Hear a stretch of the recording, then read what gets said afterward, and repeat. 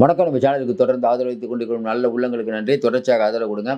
அதாவது ஆன்மீக அமைச்சருக்கு சிக்கல். ஆன்மீக அமைச்சர்ன்னு சொல்லக்கூடாது. சிஎம்டி அமைச்சர். அதாவது சேகர் பாபுக்கு சிக்கலா அப்படின்னா, சேகர் பாபுக்கு சிக்கல் தான். இப்ப சேகர் பாபு அப்படின்னு சொன்ன உடனே, உங்கள் மனதில் வந்து அந்த அமைச்சரை பற்றி நிறைய விஷயங்கள் இருக்கும். உங்க கருத்த சொல்லுங்க. சேகர் பாபு அப்படிங்கிறவரு இந்த ஆட்சியில் மிக மிக முக்கியமானவர். அதுவும் குறிப்பா பார்த்தீங்கன்னா, குடும்பத்துக்கும் மிக நெருக்கமானவர். அப்படி இருக்கக்கூடிய ஒருத்தர்ட்ட முத்துசாமி அவர்கள் வச்சிருந்த சிஎம்டியை தூக்கி குடுத்தாங்க. இன்னைக்கு சிஎம்டிஏ நிர்வாகம் எப்படி இருக்கு அப்படிங்கிறத உங்களுக்கு தெரியும். சென்னையில வந்து இந்த சதுப்பு நிலத்தில கட்டுறதுக்கு வந்து யார் யாரெல்லாம் ஊழலுக்கு வந்தாங்க, யார் யாரெல்லாம் 200 கோடி பணம் வாங்குனாங்க அப்படின்னு சமூக ஊடகங்கள்ல பலவிதமான செய்திகள் வந்திருக்குது. சமூக செயல்பாட்டாளர்கள் பெரிய அளவுக்கு இத எடுத்துட்டு இருக்காங்க. அப்ப இந்த சதுப்பு நிலத்துக்கு அனுமதி குடுத்தது யார்? இது ஒரு பக்கம். சிஎம்டிஏல 3500 கோடி இருந்தது ஏற்கனவே. அது காணா போச்சுங்கிறாங்க. அதுவும் ஒரு தகவல்லாம் வருது. அது உண்மையா இருக்கிற பட்சத்தில எப்படி காணா போகுது? அப்படிங்கிற கேள்வி எழும். அதில பத்தியும் உங்க கருத்துக்கள சொல்லுங்க. சரி, அதிமுக ஆட்சியில 3500 கோடி வச்சுட்டு போனதா சொல்றாங்களேப்பா, எப்படிப்பா வச்சுட்டு போனாங்க? அப்படின்னு அவங்க காரணத்தெல்லாம் சொல்றாங்க. சரி, இப்ப என்னங்க சிக்கல் அப்படின்னா, இப்ப என்ன சிக்கல்னா, நம்ப வடசென்னைய வளர்ச்சிப்படுத்துறோம்னு சொல்லிட்டு ஒரு 1000 கோடி ரூவா செலவுல வந்து வடசென்னை வளர்ச்சி திட்டம்னு ஆரம்பிச்சாங்க. இப்ப 6000 கோடி வளர்ச்சி திட்டத்தில பண்ண போறாங்க. ஏற்கனவே பண்ணது என்ன ஆச்சு அப்படின்னு நீங்க கேட்கலாம். நீங்களே மக்களாகிய நீங்களே சொல்லுங்க. வளர்ச்சி திட்டம், வளர்ச்சி திட்டம்னு இப்ப அதிமுக ஆட்சியில ஸ்மார்ட் சிட்டி அப்படின்னு வேலுமணி கொள்ளடிச்சாரு, தங்கமணி கொள்ளடிச்சாரு, குட்கா புகழ் விஜயபாஸ்கர்லாம் சொன்னாரு சிஎம். இன்னைக்கு தமிழ்நாட்டுல உட்கட்டமைப்பு வசதி எப்படி இருக்குது? இப்ப சென்னையில இருந்தீங்கன்னா, சென்னையில வசதி எப்படி? இதுல உங்க ஊர்ல எப்படி இருக்குங்கிறத சொல்லுங்க. இப்ப நம்ம பேச போறது வந்து முதல்ல ஒவ்வொண்ணா ஆரம்பிப்போம். எடுத்த உடனே ஆரம்பிக்க போறது வந்து இந்த சதுப்பு நிலம் மேட்டர் முடிச்சுட்டு வரலாம்னு நினைக்கிறேன். ஏன்னா, இந்த சதுப்பு நிலம் அப்படிங்கிறதுல வந்து இன்னைக்கு கட்டடம் கட்டுறாங்க. பிரிகேட் அப்படிங்கிற நிறுவனத்துக்கு வந்து குடுத்திருந்தாங்க. இந்த பிரிகேட் நிறுவனம் யார் அப்படின்னா, கொஞ்ச நாளைக்கு முன்னாடி முதலீடுகளை முதலமைச்சர் இங்க வரும்போது 2400 கோடிக்கு அவங்க வந்து முதலீடு பண்ண போறாங்கன்னு சொன்னாங்க. இது நம்ம வந்து இங்க வந்து நமக்கு முதலீடு பண்ண போறாங்களாம். சரி, 2400 கோடிக்கு முதலீடு பண்றவங்க என்ன பண்றாங்கன்னு கேட்டா, பில்டிங் கட்ட போறோங்கிறாங்க பிரிகேட். அது சதுப்பு நிலத்தில. சரிங்க, சதுப்பு நிலத்தில வந்து பில்டிங் கட்டினா, அதனால வந்து எப்படிங்க நமக்கு வந்து தொழில் வளம் பெருகும்? எப்படி வேலை கிடைக்கும் அப்படின்னா, அங்க வீடு கட்ட போறாரு. வீடு கட்ட போறது யார் பணத்தில வீடு கட்ட போறாங்க? அதாவது இவங்களே லோன் வாங்கி கட்ட போறாங்க. அதில வந்து கட்டக்கூடிய வேலையாட்கள்லாம் யாரு? நம்ப ஊர் ஆட்களா? இதில எப்படி தொழில் வளம் பெருகும்? இது யாருக்கான திட்டம்? சதுப்பு நிலத்தில பார்த்தீங்கன்னா, சுற்றுச்சூழல் பாதிக்கும். சென்னையில வந்து மழை பெஞ்சதுன்னா தேங்கி நிக்கிறதுக்கு ஒரு சில இடங்கள் தான் இருக்குது. பரந்தூர விமான நிலையம் ஆக்கணுங்கிறீங்க. இங்கேயும் கட்டடம் கட்டுறேங்கிறீங்க. நீதிமன்றம் வந்து கட்டடம் கட்டக்கூடாதுன்னு சொல்லிடுச்சு. ஆனாலும் விடாப்பிடியா இருக்காரு இன்னைக்கு இருக்கக்கூடிய அமைச்சர். அப்படிங்கும்போது இதன் பின்னணியில் உள்ளது என்ன? இதில் பெருமளவுக்கு முறைகேடு நடந்திருக்கு அப்படின்னு அறப்போர் இயக்கம் உள்ளிட்ட இயக்கங்கள்லாம் இப்போ போர்க்கொடி தூக்கியிருக்காங்க. ஏற்கனவே இந்த இந்த சதுப்பு நிலத்தை பொறுத்தவரைக்கும் இதற்கு ஒப்புதல் குடுத்தவங்க யாரு? வெளிப்படையா தெரிஞ்சா சேகர் பாபு. ஆனா யாரு? மாநில ஈர நில ஆணையம் அதனுடைய தலைவராக இருந்த அப்போதைய அமைச்சர் பொன்முடி அவரு. அதுக்கப்புறம் பார்த்தீங்கன்னா, சுற்றுச்சூழல் அமைச்சராக இருந்த தங்கம் தென்னரசு. தங்கம் தென்னரசு, பொன்முடி அவர்கள், சேகர் பாபு. இவர்கள் 3 பேரும் தான் இதுக்கு அனுமதி குடுக்குறாங்க. இப்ப நீங்க தானே வந்து மண் ம மண், மொழி, மானம் காக்க அப்படின்னு சிஎம் அடிக்கடி சொல்றாரு. இப்ப மண்ணை இந்த அளவுக்கு பண்ணிட்டீங்களே, மானத்த பத்தி உங்களுக்கு தெரியும். மானத்த பத்தி நான் பேசவே வேணாம். உங்களுக்கே தெரியும் எப்படி காத்துட்டு இருக்காங்கன்னு. கேட்டா தமிழ்நாட்டை தலைகுனிய விடமாட்டோம் அப்படின்னு சொல்லிட்டு நேரா மோடிய பார்க்க முதல்ல ஃப்ளைட்ல ஏறி போறவங்க இவங்க தான். இப்படிப்பட்ட சூழ்நிலையில் சேகர் பாபு அவர்கள் வந்து கொஞ்ச நாளைக்கு முன்னாடி ஜூவில ஒரு ஸ்டோரி வந்தது.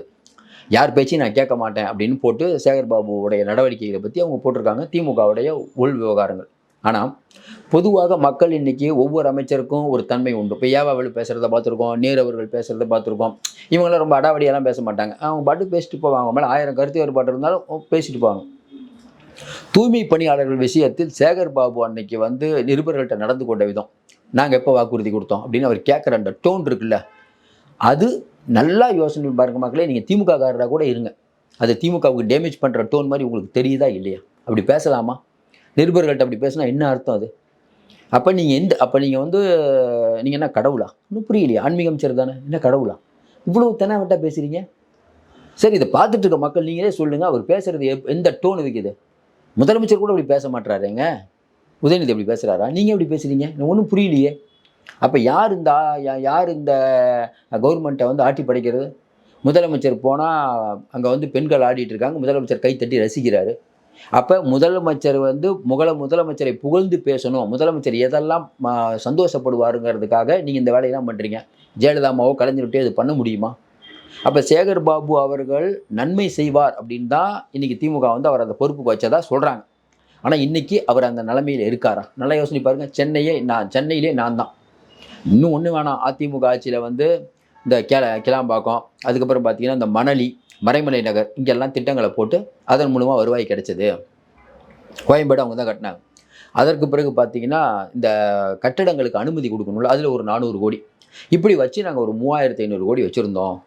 இப்போ சிஎம்டிஏ அமைச்சரானவுடனே அந்த 3500 கோடி காணல அப்படிங்கிற மாதிரி சொல்கிறாங்க.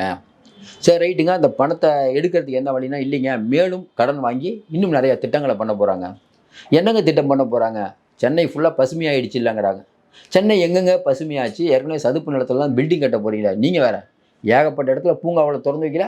செம்மொழி பூங்கா, அந்த பூங்கா, இந்த பூங்கா, ஏகப்பட்ட பூங்காக்களை திறந்து வைக்கல. ஆமாங்க, அது பண்ணிட்டு இருக்கீங்க. இதற்கு வந்து பல இடத்துல வந்து டெண்டர் விடப்படுகிறது.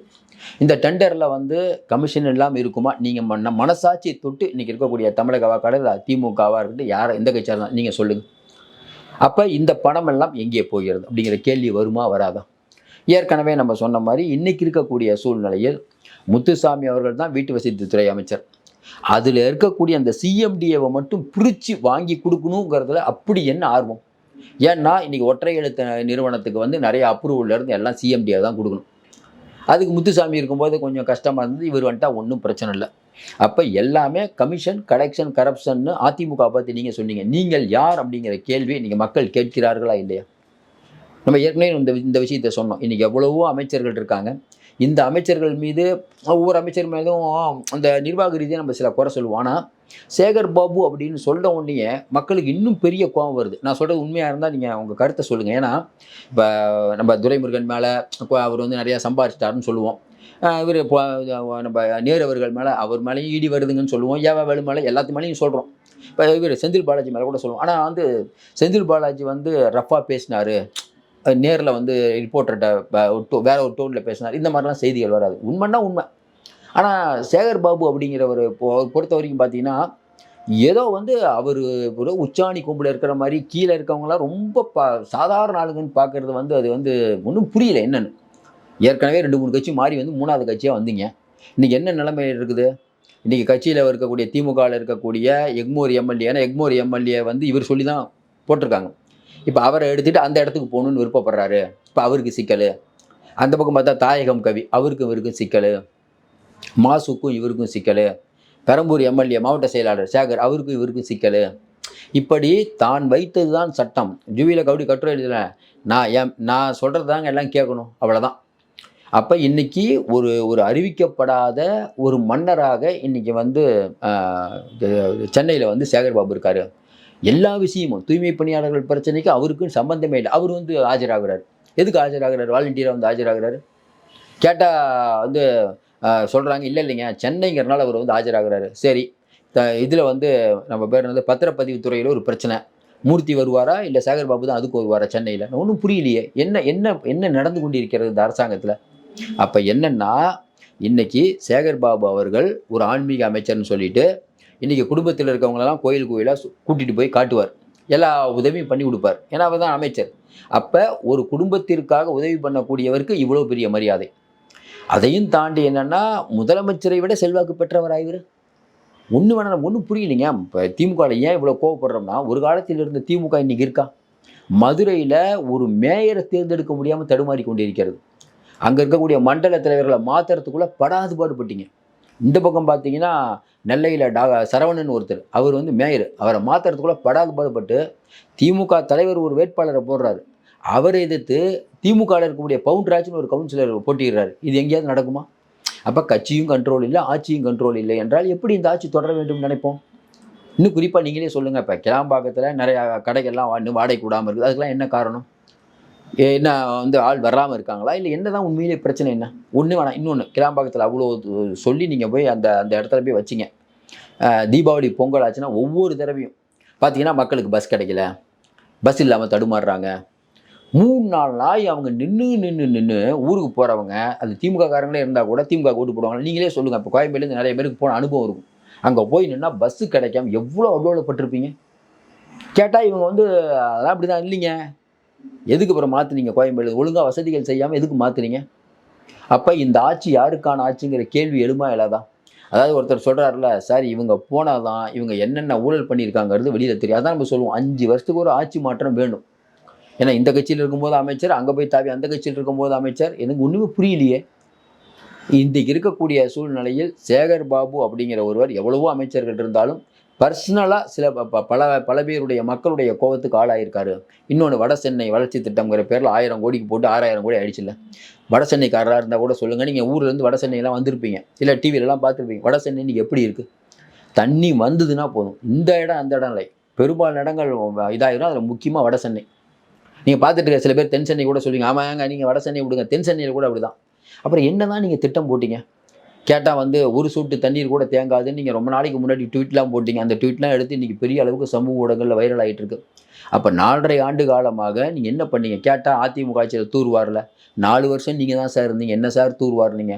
ஒன்றுமே புரியல. இந்த பக்கம் பார்த்தீங்கன்னா மேயர் பிரியா மாநகராட்சியில் பல கோடி ரூபாய் வந்து வட்டி கட்டிகிட்டு இருக்காங்க. ஏன்னா வந்து அந்த அளவுக்கு கடன் வாங்கியிருக்காங்க. நிறைய பேருக்கு டெண்டர், அதாவது கடன் வாங்கி டெண்டர் விடுறது, அது வேலை நீங்களே பண்ணலாம்ல.